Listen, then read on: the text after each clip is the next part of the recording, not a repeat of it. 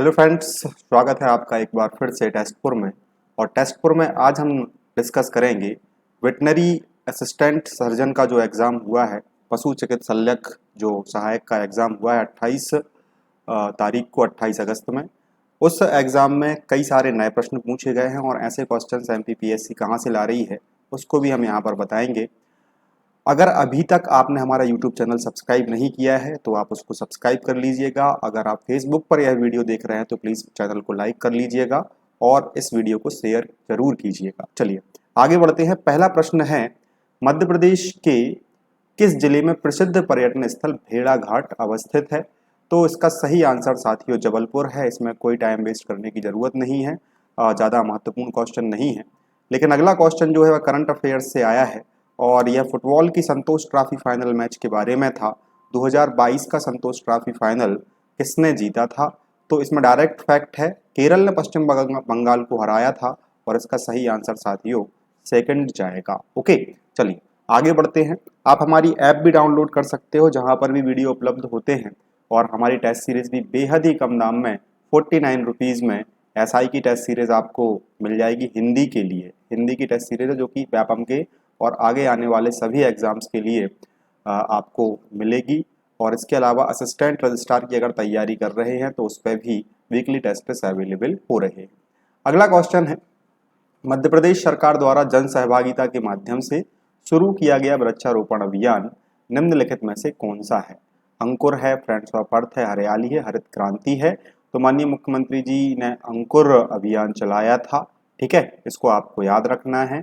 और यह एक पोर्टल टाइप से काम करता है। इस पर अगर आप पेड़ लगाओगे, उसकी देखरेख करोगे कुछ दिनों तक, तो आपको एक प्रमाण पत्र भी दिया जाता है। ओके, नेक्स्ट चलते हैं। मंगल दिवस के बारे में बात की गई है। मध्य प्रदेश शासन के किस विभाग ने मंगल दिवस योजना को शुरू किया था? तो इसका सही आंसर है साथियों महिला एवं बाल विकास विभाग। आंगनवाड़ी से रिलेटेड है यह मंगल दिवस और यहाँ पर जो कार्यक्रम होते हैं उनके बारे में चर्चा की जाती है। चलिए ठीक है, आगे बढ़े। ये महत्वपूर्ण क्वेश्चन है, सातवां प्रश्न है, मध्य प्रदेश के डॉक्टर संकल दयाल शर्मा जी ओके किस राज्य के राज्यपाल रहे? एक्चुअली में ये 3 स्टेट्स के राज्यपाल रहे हैं। महाराष्ट्र के रहे हैं, बिहार के भी रहे हैं और आंध्र प्रदेश के भी रहे हुए हैं। ठीक है, तो इसको आपको देखना है। बिल्कुल बिहार की जगह आपको याद रखना है पंजाब। पंजाब के रहे हैं, बिहार के नहीं रहे हैं। तो महाराष्ट्र, पंजाब और आंध्र प्रदेश के, संयुक्त आंध्र प्रदेश के रहे हैं। तो इसमें से आपके 3 ऑप्शन गलत हो जाएंगे, असम, तमिलनाडु और बिहार, और आंसर मिलेगा आपको महाराष्ट्र। इसके अलावा यह भारत के उपराष्ट्रपति भी रहे हैं और राष्ट्रपति भी रहे हैं। इसके अलावा आपको याद रखना है, यह मध्य प्रदेश का जब गठन नहीं हुआ था और भोपाल स्टेट बना था, भोपाल स्टेट था जब, तो पार्ट सी के अंतर्गत भोपाल में 1952 के दौरान जो विधानसभा के मुख्यमंत्री थे या भोपाल स्टेट के मुख्यमंत्री थे वो शंकर दयाल शर्मा थे। और उस समय यह सबसे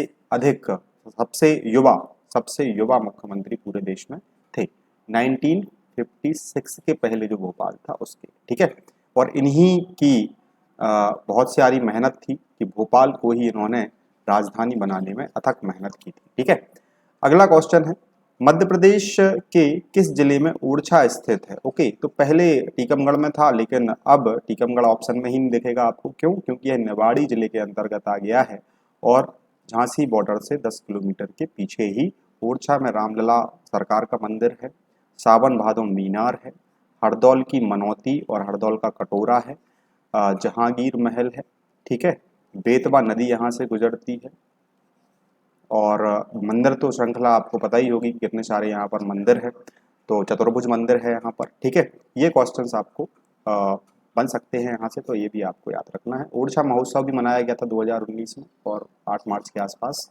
उसके बाद कमलनाथ जी की सरकार चली गई थी 2020 में, सॉरी।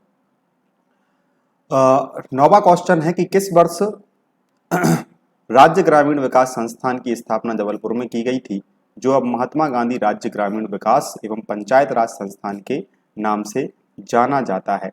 तो इसका साथियों आंसर है 1964 और फिर 1967 में इसका नामकरण भी बदला गया था। 67 में इसका नाम बदल दिया था, स्थापना हुई थी 1964 में। ये क्वेश्चन काफी आसान है, स्टैटिक जीके का क्वेश्चन है कि भगोरिया उत्सव मध्य प्रदेश में भील जनजाति मनाती है, गौड़ जनजाति मनाती है या कोरकू जनजाति मनाती है या फिर इनमें से कोई नहीं। तो आंसर है साथियों भील जनजाति, और यह आपको फागुन के महीने में या फिर आप बोल सकते हो कि होली के आसपास अधिकांशतः देखने के लिए मिलता है। झाबुआ, अलीराजपुर और धार इसके महत्वपूर्ण केंद्र हैं, है ना। तो इसको आपको याद रखना है। नेक्स्ट है, और ये जो है Mahatma Gandhi state institute of rural development and panchayati raj, तो इसके बारे में ये एस्टेब्लिश 1964 एंड ये थोड़ा सा इसको जो है कि in the year 1960 go to the talk over the charge of the institute, या थोड़ी सी जो ट्राइबल कम्युनिटी वाला एरिया है उस पर काम करना शुरू किया है। चलिए, ये क्वेश्चन 11वां क्वेश्चन काफ़ी विवादास्पद क्वेश्चन मैं इसको बोल सकता हूँ, क्योंकि भारत की जनगणना 2011 के अनुसार ये आंकड़े प्राप्त नहीं हो सके हैं। मतलब मैंने बहुत रिसर्च की है, और अगर आपके पास हो तो आप मुझे भेज सकते हैं, लेकिन मुझे नहीं लगता कि मैंने लगभग 550 पेजेस में इस डेटा को एज इट इज देखा है। जन्म दर और मृत्यु दर, तो NSSO का सर्वे भी मैंने देखा है। 2019 और 2009 का जो कंपैरिजन है वो भी मेरे पास है, लेकिन 2011 का एग्जिट डेटा सेंसस में नहीं मिला है। इस क्वेश्चन को जो अभ्यर्थी थे वो डिलीट करा सकते थे, क्योंकि इसके बारे में मैं अभी आगे चर्चा करूंगा कि कितने डेटा मिले हैं। इसके अलावा इकोनॉमिक सर्वे भी जो है उसमें भी मैंने इसको देखा है, तो उसमें भी मुझे ये एग्जैक्ट आंकड़े नहीं मिले।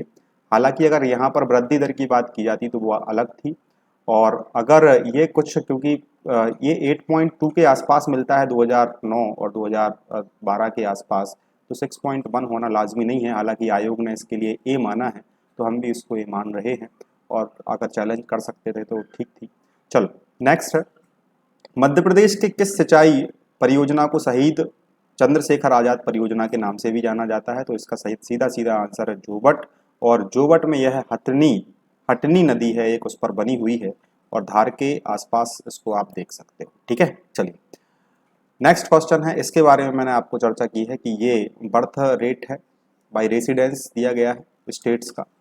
तो ये यहाँ पर भी आपको 2011 के आंकड़े देखने के लिए मिल जाएंगे। मध्य प्रदेश की बात करें तो ये यहाँ पर 26.9 के आसपास था, 10 में 27.2 था। तो एकाएक 20.3 होना या 20.1 होना लाजमी नहीं दिखता है ना। चलिए, और ये भी दिया गया है, इसके मैं जूम करके आगे भी दिखा सकता हूँ। तो ये मध्य प्रदेश का है, और ये डेटा जो है 2009 का है, ये 19 का है ना।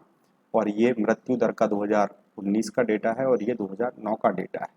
ठीक, तो ये तो फिर भी थोड़ा सा चेंज वो कर रहा है, लेकिन ये डेटा मुझे नहीं लगता कि सही था। चलिए आगे बढ़ते हैं। बाण सागर परियोजना के बारे में बात की जा रही है। आपको कमेंट बॉक्स में बताना है कि ये कहाँ पर है और इसमें ये कौन कौन से राज्य सम्मिलित हैं। ठीक है, तो ये जो है इसका केंद्र, एक और क्वेश्चन बनता है यहाँ से कि इसका जो हेड ऑफिस है या मुख्यालय है जहाँ से ये ऑपरेट होती है वो कहाँ है। दो क्वेश्चन बनते हैं, तो आपको याद रखना है कि मध्य प्रदेश, उत्तर प्रदेश और बिहार की यह संयुक्त परियोजना है। सोन नदी पर बनी हुई ये परियोजना काफ़ी महत्वपूर्ण है, और पानी और बिजली दोनों के लिए सप्लाई होती है। चलिए नेक्स्ट है हरसी परियोजना। हरसी, तो हरसी परियोजना आपको याद रखना है कि ये जो योजना आपको देखने के लिए मिलेगी ये पार्वती नदी पर देखने के लिए मिलेगी। चंबल रीजन, जो चंबल क्षेत्र है उसके पास आपको देखने के लिए मिलेगी, ग्वालियर के आसपास। ठीक है, तो ये बेतवा पर नहीं है, सोन पर नहीं है और कैन पर नहीं है। हरसी परियोजना आपको पार्वती में देखने के लिए मिलेगी। नेक्स्ट है मध्य प्रदेश के विमानन विभाग के मंत्री जून 2022 की स्थिति में कौन है? तो अधिकांशतः, मैं ये नहीं बोल रहा हूँ कि ये विभाग जाता नहीं है, लेकिन अधिकांशतः यह विभाग जब से मैं देख रहा हूँ यह सीएम के पास ही मैंने देखा है। ओके, तो ये जो है शिवराज सिंह चौहान जी इसको देखते हैं, या मुख्यमंत्री के पास ये अधिकांशतः रहता है विभाग। ठीक है, चलिए मध्य प्रदेश शासन के निम्नलिखित में से कौन सा कथन सत्य है? क्रीड़ांगन, खेल एवं युवा कल्याण विभाग की एक योजना है। अच्छा क्वेश्चन है ये, कंफ्यूज करने वाला। क्रीड़ांगन पंचायत एवं ग्रामीण विकास की योजना है। क्रीड़ांगन महिला बाल विकास की योजना है। तो हो सकता है कि आप लोगों ने दिमाग लगाया हो कि क्रीड़ा है तो खेल की हो सकती है, और आंगन लगा है, कुछ लोगों ने ज़्यादा दिमाग लगाया हो कि क्रीड़ा और आंगन तो ये महिला बाल विकास की आंगनवाड़ी संबंधित हो सकती है। तो दोनों ही ये गलत है ना। ये है पंचायत एवं ग्रामीण विकास विभाग की योजना, इसके बारे में मैंने आपको आगे बताता हूँ मैं। ये महात्मा गांधी नरेगा ग्रामीण क्रीड़ांगन योजना के नाम से जाती है। पंचायत एवं ग्रामीण विकास इसके लिए देखता है। 2 फरवरी 2006 में लॉन्च की गई थी और केंद्र द्वारा प्रवर्तित है।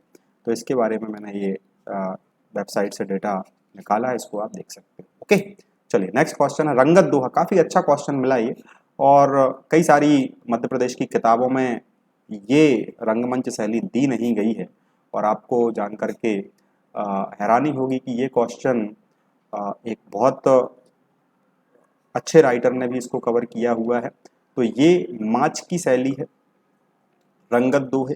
इसके बारे में हम आगे चर्चा करेंगे। हालांकि उनसे डेटा कॉपीराइट के चक्कर में मैंने उठाया नहीं है, हालांकि उन्होंने बहुत अच्छा लिखा है इस पर, और मैं कोशिश करूंगा कि आप तक वो इनका लेख पहुंचा सकूं। तो माच जो है वह रंगत दोहा के लिए जाना जाता है, और इसके बारे में हम आगे थोड़ी सी और चर्चा करेंगे। तब तक 18वां प्रश्न देख लेते हैं। मामूलिया जो है वह किसके द्वारा मनाया जाता है? तो यह कुंवारी कन्याओं के द्वारा मनाया जाता है, और यह बुंदेलखंड में बहुत प्रचलित होता है। ठीक है, तो साझा गीत टाइप से ये जो मालवा नवाड़ साइड मनाए जाते हैं, उसी टाइप से बुंदेलखंड में मामूलिया त्यौहार कुंवारी कन्याओं के द्वारा मनाया जाता है। नेक्स्ट है हाँ, उसके पहले हम देख लेते हैं कि ये जो एक शासकीय वेबसाइट है उससे एक क्वेश्चन है, इसकी धुनों को रंगत के नाम से जाना जाता है। यहाँ से ये क्वेश्चन मुझे लगता है कि बना हुआ है। छोटी रंगत, बड़ी रंगत, हल्की रंगत करके कुछ ऐसे कुछ टर्म्स हैं जो आपको याद रखना है। अगला क्वेश्चन मुझे लगता है कि क्वेश्चन ये पूछा जा सकेगा कि माच में किसकी अधिकता अधिक होती है? पद्य की होती है, गद्य की होती है, या फिर दोनों की होती है? तो पद्य की अधिकता अधिक होती है। द सर्च फॉर लंका किसके द्वारा लिखी गई है? मैं आपको बता दूं कि ये मध्य प्रदेश के मुख्यमंत्री भी रहे हैं, और लगातार 2 एग्जाम में आ चुके हैं। MPPSC फॉरेस्ट मेंस अगर आप देखोगे तो उनकी एक कृति या उनका जो साप्ताहिक है वो भी शायद इसमें पूछा गया था, लोकमत। हाँ, मुझे याद आया, लोकमत भी नीचे रिलेटेड है। तो पंडित द्वारका प्रसाद मिश्र ने लिखी थी ये द सर्च फॉर लंका, आपको याद रखनी है। ओके, चलिए नेक्स्ट आगे चलते हैं। किस रियासत में 1931 में चरण पादुका हत्याकांड हुआ था? ठीक है, तो ये उर्मिल नदी के किनारे हुआ था। उर्मिल नदी के किनारे आपको छतरपुर में देखने के लिए मिलेगा। ठीक है, तो इसको आपको याद रखना है। परमिल रासो जगनिक की रचना है। ओके, परमिल रासो जो है वह जगनिक की रचना है, ज्यादा इसमें कुछ है ही नहीं। किस वंश ने ओरछा को बुंदेलखंड की राजधानी बनाया था? तो बुंदेला वंश ने बनाया था। कब बनाया था ये आप बता सकते हो, हालांकि हम इसका एक सीरीज शुरू करेंगे तो उसमें डिटेल्स में पढ़ेंगे। कांग्रेस के त्रिपुरी अधिवेशन जो जबलपुर का था, सुभाष चंद्र बोस के विरुद्ध अध्यक्ष पद की उम्मीदवारी में कौन था? तो आपके और हमारे सबके मध्य प्रदेश के प्रथम राज्यपाल 1956 में जो बने थे, पट्टाभी सीतारमैया। हालांकि 1952 में भी ये पुराने मध्य प्रदेश के राज्यपाल बन चुके थे। ओके, तो ये आपको याद रखना है। निम्नलिखित में से कौन सा पर्यटन स्थल बौद्ध धर्म से संबंधित नहीं है? बाघ, भरहुत, ककनमठ या फिर सांची? एक बार फिर से, कौन सा पर्यटन स्थल बौद्ध धर्म से संबंधित नहीं? तो इसका सही आंसर है साथियों ककनमठ। इसको सिहोनिया नाम से भी जाना जाता है, और ये सिहोनिया जो है यह आपको मुरैना में देखने के लिए मिलेगा। भगवान शिव का मंदिर इसके लिए कहा जाता है। लगभग कच्छप घात वंश की कोई रानी थी, उनके नाम पर है, और ये मंदिर ककनमठ के नाम से जाना जाता है। ओके, चलिए नेक्स्ट है। ठाकुर रणमत सेन ने स्वतंत्रता संघर्ष कहाँ किया था? तो ठाकुर रणमत सेन ने स्वतंत्रता संग्राम जब इनको बखत बली और उनके जो सेनापति थे उनको हृदय शाह, शायद नहीं, क्षमा करें, उनके जो सागड़ रियासत के जो राजा थे और उनके सेनापति थे, उनको पकड़ने के लिए पहुंचाया गया। तो इन्होंने उसमें टाल मटोल की, तो इनका संघर्ष जो है वह सागर में भी देखने के लिए मिला। इनको रीवा से निर्वासित करके पन्ना भेज दिया गया था, तो वहाँ भी देखने के लिए मिला। तो ये आपके लिए याद रखना है कि ये इनका सागर, रीवा, पन्ना से भी जो है कांटेक्ट रहा है, सतना से भी रहा है। तो ये रीवा आंसर इसका पहले दिया था, लेकिन ये क्वेश्चन पर डिलीट हुआ है, और अगर ये क्वेश्चन आए तो रीवा में इनके नाम का स्टेडियम जरूर है। ओके, चलिए नेक्स्ट क्वेश्चन है। बैरियर अल्विन की किताब दी बेगा पर पूछा गया है, तो इसका आंसर मैंने बता दिया है, ये दी बेगा इन्होंने लिखी थी। चले आगे बढ़े। किस स्थान पर औद्योगिक डीकार्बोनाइजेशन शिखर सम्मेलन 2022 हुआ था? तो इसका सीधा सीधा आंसर है साथियों नई दिल्ली। करंट अफेयर्स से क्वेश्चन आया है। नेक्स्ट है, भारत में लोकसभा चुनाव 2019 कितने चरणों में हुए? तो 7 चरणों में हुए थे, ये भी आपको पता होना चाहिए और डायरेक्ट क्वेश्चन है ये। नेक्स्ट क्वेश्चन है, ऑल इंडिया बैडमिंटन चैंपियनशिप 2022 के फाइनल में लक्ष्य सेन को किसने हराया था? तो आपके लिए याद रखना है कि विक्टर एक्सेलसेन जो है इन्होंने हराया था। दूसरी बात तो क्वेश्चन यह सकता है कि लक्ष्य सेन किस विधा से जुड़े हुए हैं। ओके, एमपीपीएससी ऐसे क्वेश्चन पूछ सकती है, कोई बड़ी बात नहीं। करंट अफेयर्स के क्वेश्चन है, डिस्कस करने लायक कुछ नहीं। खेल जगत से संबंधित नाडा का पूरा फुल फॉर्म क्या है? तो इसका सीधा सीधा सुन लीजिए आप, national anti doping agency. Okay, जो स्टेरॉइड वगैरह प्लेयर्स ना ले सकें या उन पर ना पहुंच पाएं, ताकत बढ़ाने के लिए, इम्यूनिटी बढ़ाने के लिए, तो इसलिए इसके लिए संस्था बनाई गई है जिस पर आपको टेस्ट देना पड़ता है। मध्य प्रदेश जल व भूमि व्यवस्थापन मैनेजमेंट संस्था, व्यवस्थापन में मैनेजमेंट है, वाटर एंड लैंड रिसोर्स कुछ करके, तो ये भोपाल में है। ओके, ये आपको याद रखना है, भोपाल में। बजट 2022-23 में 2 औद्योगिक पार्क स्वीकृत किए गए हैं, तो ये कहाँ पर हैं? ये आपको बागरौत और बैरसिया में बनाए जाएंगे। भोपाल से जुड़े हुए इलाकों में औद्योगिक पार्क बनाने की बात चल रही है। ठीक है, नेक्स्ट क्वेश्चन है, मार्बल कटिंग एवं पॉलिशिंग उद्योग मुख्यतः किस जिले में होता है? तो ये कटनी में होता है। मंत्रिपरिषद राज्य में किसके प्रति सामूहिक रूप से उत्तरदायी होती है? तो राज्य की विधानसभा के प्रति होती है, ना राज्यपाल के प्रति नहीं होती है। ठीक है, ये मध्य प्रदेश राज्य की विधानसभा के प्रति होती है। कुछ क्वेश्चन और बचे हुए हैं। ऊर्जा विकास निगम लिमिटेड, ये 2-3 बार क्वेश्चन रिपीट हो चुका है शायद, और ये 1982 में बना था, डिस्कस करने लायक कुछ है नहीं। Madhya Pradesh power generating company limited की कौन सी परियोजना? देखो जेपी की तो खुद है। ओके, कोरबा छत्तीसगढ़ में पहुंच चुका है। विंध्याचल एनटीपीसी द्वारा रन है, तो बचा कौन? अमरकंटक ताप विद्युतीय ग्रह। ठीक है, ये इसका सही आंसर है। नेक्स्ट क्वेश्चन है, सिंगाजी ताप विद्युत ग्रह रटा रटाया क्वेश्चन है, खंडवा में है, ज्यादा कुछ डिटेल्स में इसको पढ़ने की अभी जरूरत नहीं है। अमरकंटक ताप विद्युतीय केंद्र कहाँ से कोयला प्राप्त करता है? तो बाजू से सोहागपुर है, शहडोल का इलाका था पहले, ये दोनों एक साथ थे, शहडोल अनूपपुर, है ना, और अब अलग अलग हो गए हैं, तो सोहागपुर से यहाँ पे कोयला आता है, आपको याद रखना है। और फिर अगर रेयरेस्ट कंडीशन में वो नहीं कर पाएगा तो बाजू में उसके छत्तीसगढ़ भी है, उमरिया भी है, तो आ जाएगा, लेकिन इसका जो सही बिल्कुल एग्जैक्ट आंसर है वो सोहागपुर है। ओके, नेक्स्ट क्वेश्चन है, वनों का प्रतिशत सबसे कम कहाँ पर है? तो ये उज्जैन, आपको याद रखना है। और नामुदस नाम नर्मदा को किसने दिया था? तो कई किताबों में भी दिया गया है, और मध्य प्रदेश में जहाँ नर्मदा का वर्णन मिलता है वहाँ टॉलमी का जिक्र जरूर होता है, नामुदश। ओके, नेक्स्ट क्वेश्चन है, नर्मदा घाटी में, ये काफी अच्छा क्वेश्चन, नर्मदा घाटी में कम वर्षा का मुख्य कारण है? तो ये वृष्टि क्षेत्र समझ लो, ये पहाड़ है और यहाँ से पानी आ रहा है, तो पानी इस साइड ज़्यादा गिर जाता है और फिर यहाँ पर रूखा सूखा हिस्सा बचता है। ठीक है, छोटा सा। तो ये आपने एक क्या बोलते हैं, विदर्भ का नाम सुना होगा महाराष्ट्र में, वो भी जो है पश्चिमी घाट के, वेस्टर्न घाट जो है उसके किसमें है? वृष्टि क्षेत्र में, तो पानी यहाँ गिर जाता है बहुत ज़्यादा, लेकिन 100-200 किलोमीटर की रेंज पे देखोगे यहाँ पानी नहीं गिरता। इसी प्रकार से नर्मदा घाटी जो है सतपुड़ा के वृष्टि क्षेत्र में है। ठीक है, इसीलिए पानी कम गिर पाता है। बैहर पठार लगातार 2 बार पूछा गया है, बैहर से बहुत प्रेम हो गया है एमपीपीएससी को, हमने कल भी डिस्कस किया था, लास्ट में ये क्वेश्चन मेडिकल ऑफिसर में भी आया है। यहाँ पे दोनों मिलते हैं, तांबा भी मिलता है, पठार की बात की जा रही है, बहुत बड़ा एरिया है, दोनों मिलते हैं। मैग्नीज तांबा बॉक्साइट के लिए प्रसिद्ध है, लेकिन सर्वश्रेष्ठ आंसर इसका बॉक्साइट जा सकता था। ओके, लेकिन ये भी सही है, मलाजखंड बैहर पठार के अंतर्गत तांबे के लिए प्रसिद्ध है, तो क्या दिक्कत है? तो इसके आंसर 2 है, ए और बी। और अगर एक आध और होता डोलोमाइट, तो डोलोमाइट भी मिलता है। ठीक है, तो ये चीज़ें जो हैं, मतलब इसके फॉर्म में की जाए बात अगर, तो ये भी आपको डायरेक्ट यहाँ से क्वेश्चंस बन सकते हैं। ठीक है, तो ये था हमारा सेशन। अब मैं आपको बताऊंगा कि क्वेश्चन कहाँ से आए हैं। तो क्वेश्चन साथियों आ रहे हैं